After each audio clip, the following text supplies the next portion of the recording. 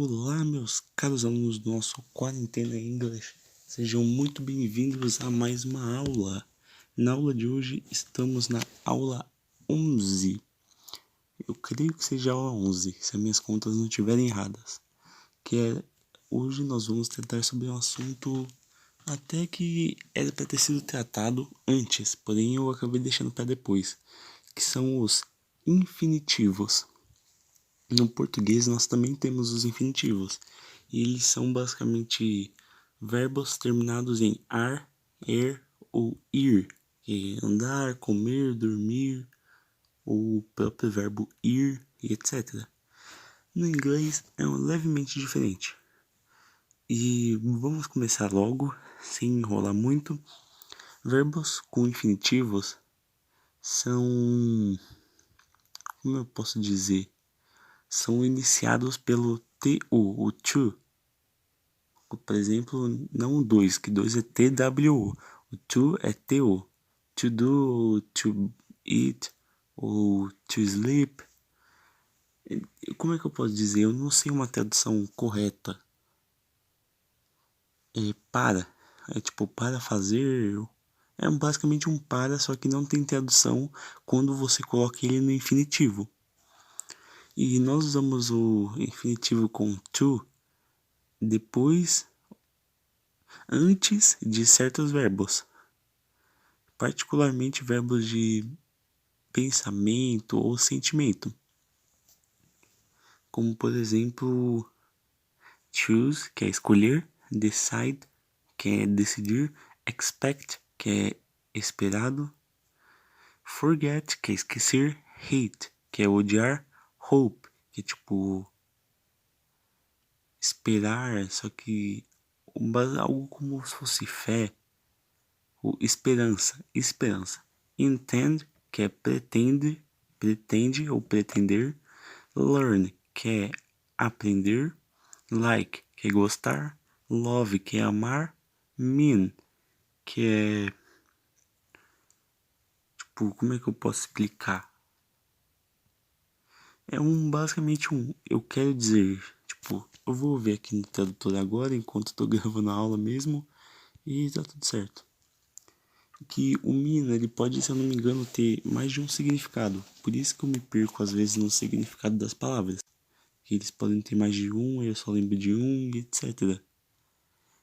E mean é basicamente significar.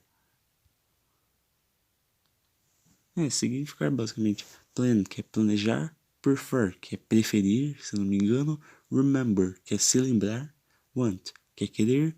E would like, ou would love, que é gostaria, que é gostar, gostaria. Só que não gostar de curtir. Tipo, eu gostaria de ter tal coisa, por exemplo. Igual é no exemplo, nas frases de exemplo 1. They decided to start a business together. Eles decidiram começar uma nova empresa juntos. Aí o segundo exemplo, remember to turn the lights off. Que é lembre-se de desligar as luzes. Então, como você pode ver, quando você tiver uma frase no português que você quer passar para o inglês e essa frase tem tipo algum verbo no infinitivo, você basicamente é bem capaz que você tenha que colocar o to na frente do verbo. Como por exemplo, to start ou to turn. Foi os dois verbos das duas frases. Bom, nós podemos também usar o infinitivo com to com verbos de dizeres, basicamente de dizeres, que é agree, que é concordar, promise, que é prometer, refuse, que é tipo se negar, e threaten, que eu não me lembro ao certo, vou ver agora. Threaten é basicamente ameaçar, que é o exemplo 2. We agreed to meet at the cinema, que é nós concordamos em nos encontrar no cinema. E a segunda frase é promise to call me every day. Promete me ligar todo dia, ou prometa me ligar todo dia, porque é uma afirmação. Bom, alguns verbos são seguidos com um objeto direto e depois com como é que eu posso dizer? E depois com o infinitivo com TO, que é, por exemplo, os verbos advise, que é avisar ou dar conselho, aconselhar, né, basicamente. Aconselhar mesmo. E tem mais outros que é ask, que é perguntar, encourage, que é encorajar, expect, que é esperar, basicamente, se eu não me engano. Intend, que a gente já disse, que eu no caso já disse antes, que é pretender. Invite, que é convidar. Order, que é pedir. Persuade, que é persuadir. Remind, que é se lembrar. Tell, que é falar. Want, que é querer. Warn, que é avisar, se eu não me engano. Would, que é gostaria. Would like, would love, eu gostaria de amar ou de gostar. E would prefer, eu gostaria de, eu preferiria outro, alguma coisa assim. Porque o inglês ele é muito flexível. Uma frase pode ser traduzida de várias maneiras diferentes. Então, would prefer é basicamente preferiria. O que é no exemplo, nas frases de exemplo 3. He encouraged his friends to vote for him. E a segunda frase, remind me to give Julia a call. Você vê que é encourage, tem o verbo no passado, se não me engano, o particípio passado, ou não, talvez, que é o encouraged. O verbo encourage, que é encorajar, ou basicamente encorajar. Aí vem o objeto direto, que no caso é as pessoas ou os sujeitos. Depois o infinitivo, que é to vote na primeira frase e to give na segunda frase. Nós temos também o infinitivo para propósito. Nós também usamos o infinitivo to para expressar um propósito. Tipo, para responder também o why, que é o porquê. Que é o exemplo, deixa eu ver aqui. O exemplo 4. He bought some flowers to give to his wife. E que é basicamente ele comprou algumas flores para dar para a sua esposa. E he locked the door to keep everyone out. Que ele trancou a porta para manter todo mundo para fora. Basicamente também faço isso. Todo mundo faz isso uma vez na vida. E também nós, que nem no caso, para expressar um propósito, que no caso ele está falando que o propósito dele é comprar, ele comprou no caso umas flores. Esse foi o propósito. E ele explicou o porquê que ele comprou umas flores com o verbo no infinitivo to give, que é dar, para dar, presentear. Minha voz está muito falha.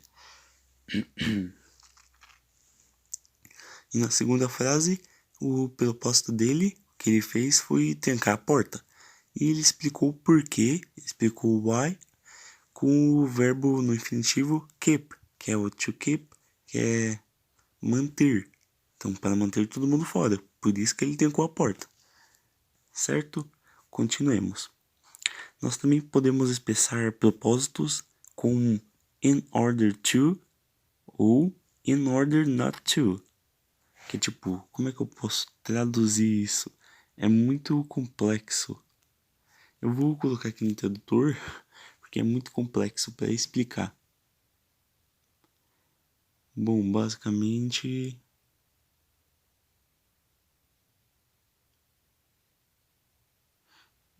eu vou dando uma enroladinha aqui até eu conseguir traduzir aqui certinho. Porque é bem complexo. Principalmente porque são letras pequenininhas.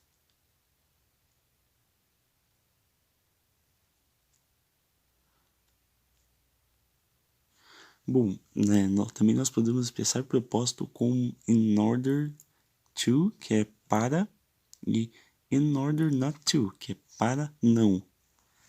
Que é o exemplo 5. We started our journey early in order to avoid the traffic. que nós começamos a jornada cedo para, se esquivar do trânsito ou evitar o trânsito. E they spoke quietly in order not to wake the children. Que eles falaram quietos para não acordar a criança. E nós podemos também, no caso, ou para so as to, ou so, ou no caso, ou e, so as not to. E de novo é uma expressão muito complexa. Que basicamente é quase a mesma coisa que o outro. Tem quase o mesmo significado. Que é o exemplo 6, né? Vou colocar como 6. Vou colocar como 6 porque é mais fácil. O exemplo 6. We started our journey early. Peraí que eu perdi aqui. We started our journey early so as to avoid the traffic. Que basicamente nós começamos a jornada cedo de modo a evitar o tráfego. O tráfego. Não o tráfico, o tráfego. E a outra, they spoke quietly so as not to wake the children. Que é, eles falaram quietamente ou baixo, de modo a não acordar a criança. E nós temos também os nossos adjetivos com os infinitivos to. Nós usamos o infinitivo to depois de certos adjetivos. Que, se eu não me engano, teve uma outra aula de adjetivos, eu acho. Não tivemos aula de adjetivo. Bom, mas é basicamente os adjetivos able, unable, que é basicamente capaz e não capaz, ou poder ou não poder. Anxious, que é ansioso. Do, devido a. Eager, que eu não lembro o que é. Tenho que também traduzir. Eager é ansioso. Can, eu também não lembro o que é, porque são palavras que eu nunca usei na vida. Então por isso que é bem difícil de eu me lembrar. Que é interessado. Likely e unlikely, que é basicamente e respectivamente. Como eu posso dizer de novo? Que no caso é provável e improvável. Ready, que é pronto ou preparado. Prepared, que também é outra palavra para preparado. Willing e unwilling, que é desejando e não desejando.